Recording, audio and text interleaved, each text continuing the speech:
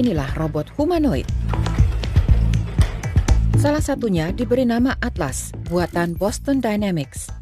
Atlas dirancang untuk membantu orang dalam bekerja. Dia bahkan tidak kesulitan untuk menaiki perancah bangunan.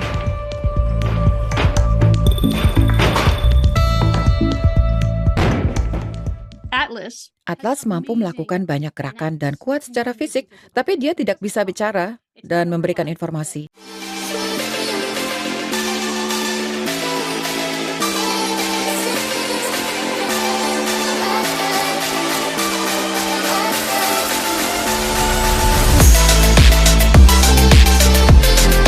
Jasa pengiriman barang masa depan.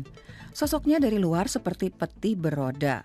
Namun di dalamnya tersembunyi kecerdasan buatan dan banyak teknologi tinggi. Robot yang nyaris sepenuhnya otonom ini diberi nama Theo. Dalam waktu dekat akan beroperasi mengirimkan paket di Jerman.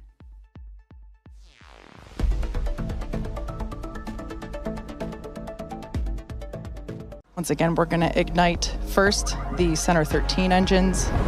You can see that coming up here momentarily. Engines start up. This is going to come down to 3 engines as the booster slows down for its landing.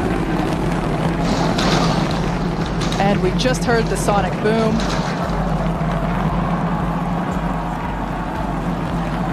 What an incredible sight to see the super heavy booster gliding down into the chopstick arms. Masa depan transportasi sudah hadir di Tiongkok. Mobil tanpa sopir kini melaju di jalanan kota, dikendalikan sensor canggih dan AI. Dipakai buat taksi, angkutan umum, bahkan layanan kurir.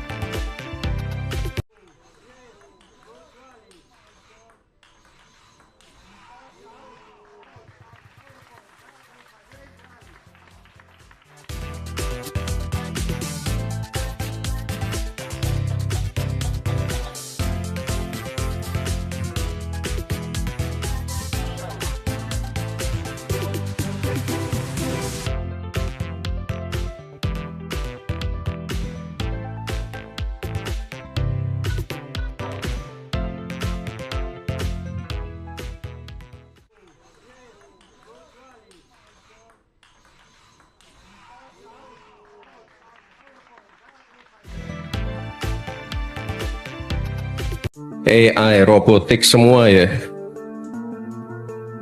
itu tidak akan menggantikan manusia.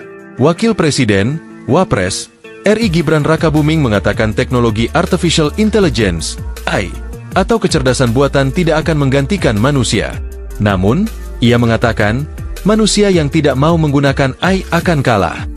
Jadi, AI itu tidak akan menggantikan manusia, tapi manusia yang tidak mau pakai AI, yaitu nanti yang akan kalah. Kata Gibran di Perguruan Islam Pondok Termas di Jalan Tanjung 2, Termas, Arjosari, Pacitan, Jawa Timur, Kamis, 30 April 2026, dikutip dari video Sekretariat Presiden. Gibran menekankan teknologi, AI, robotik tidak akan menggantikan manusia, karena masih dibuat oleh manusia. Dia menyebut, AI merupakan alat yang dapat mengoptimalkan produktivitas. AI, robotik semua ya, itu tidak akan menggantikan manusia. Termasuk tadi kan ada AI kan, itu juga tidak akan menggantikan guru. Jadi semua yang ada di sini itu hanya akan menunjang produktivitas kita. Ucapnya. Lebih lanjut, Gibran menjawab kekhawatiran santri yang mengeluhkan banyak pekerjaan digantikan robot. Merespons ini, Gibran kembali mengatakan bahwa operasional AI juga masih membutuhkan manusia. Ya, robot yang bikin siapa?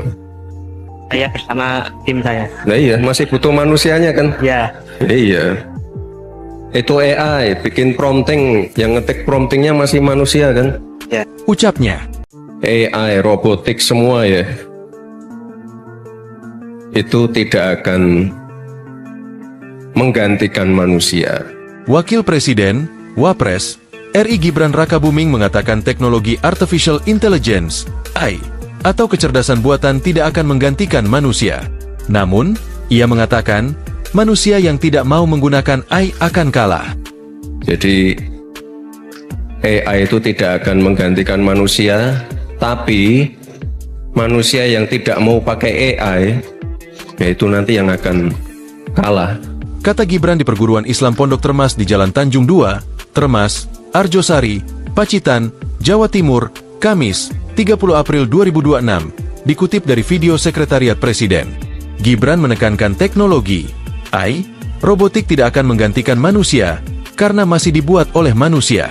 Dia menyebut, AI merupakan alat yang dapat mengoptimalkan produktivitas. AI, robotik semua ya. Itu tidak akan menggantikan manusia. Termasuk tadi kan ada AI kan. Itu juga tidak akan menggantikan guru. Jadi semua yang ada di sini itu hanya akan menunjang produktivitas kita. Ucapnya. Lebih lanjut, Gibran menjawab kekhawatiran santri yang mengeluhkan banyak pekerjaan digantikan robot. Merespons ini, Gibran kembali mengatakan bahwa operasional AI juga masih membutuhkan manusia. Robot yang bikin siapa?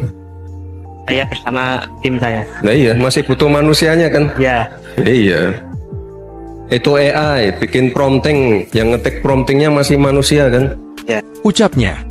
Our next story comes from the world of AI, that is artificial intelligence, and it's going to sound like a dystopian nightmare. Because we regret to inform you, but AI beauty pageants are a thing now. We're talking about Miss AI, the world's first artificial intelligence beauty pageant where AI-generated virtual models will compete against each other.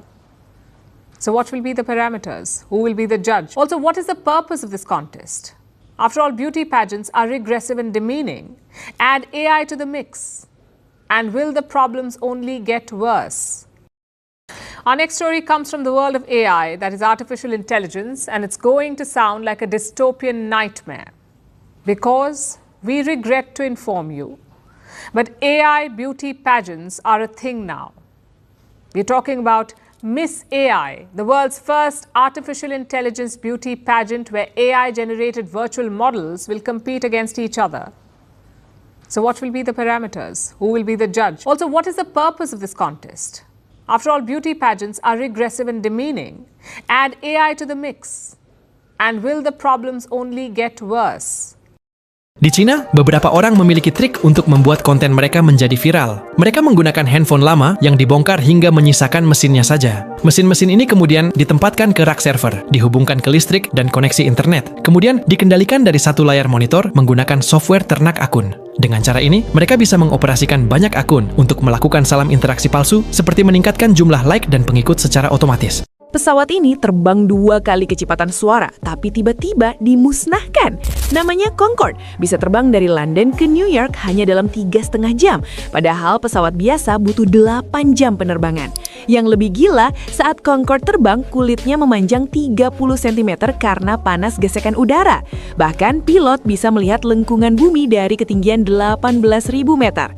Tapi pada tahun 2003, semua Concorde tiba-tiba dipensiunkan dengan alasan yang tidak jelas.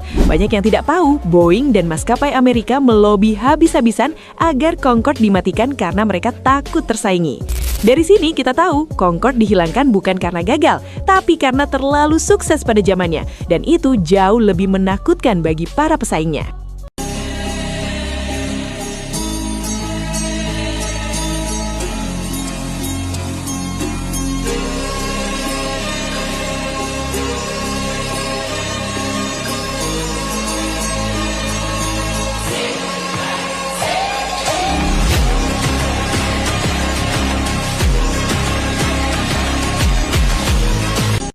China lagi-lagi bikin Amerika pusing. Kali ini bukan jet tempur. Ini Y-20 Kunpeng, bukan pesawat perang biasa. Memiliki kapasitas angkut hingga puluhan ton, dia bisa kirim ribuan pasukan, tank, rudal ke titik manapun di bumi. Kalau Amerika butuh 10 tahun untuk bikin C-17 Globemaster III, berbeda dengan China, mereka selalu pelajari, modifikasi, dan produksi massal. Sekarang mereka punya lebih dari 50 unit dan akan terus bertambah. Dan ini bukan cuma soal angkut barang, Y-20 juga dipakai untuk logistik, evakuasi, bahkan misi strategis jarak jauh. Yang lebih mengejutkan, versi terbarunya bahkan bisa refueling di udara.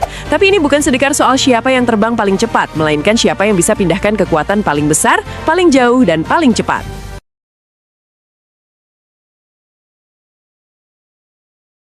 The growth is real. I mean, AI is not pets.com. This is something very, very fundamental. So I'm not, don't take my view on any particular stock, but the growth potential, there will be some big winners in this AI space, which is why you see all the leading tech companies, including Microsoft, putting tens of billions of dollars into not just the back-end capacity, but re-engineering their applications so that you're far more productive. So you think that the excitement that we're seeing in these valuations is fully warranted by the potential? The excitement we're seeing, absolutely. Any particular stock, I'm not really commenting on, but we're not out of control. We're seeing a fundamental advance as important as any in the history of digital technology.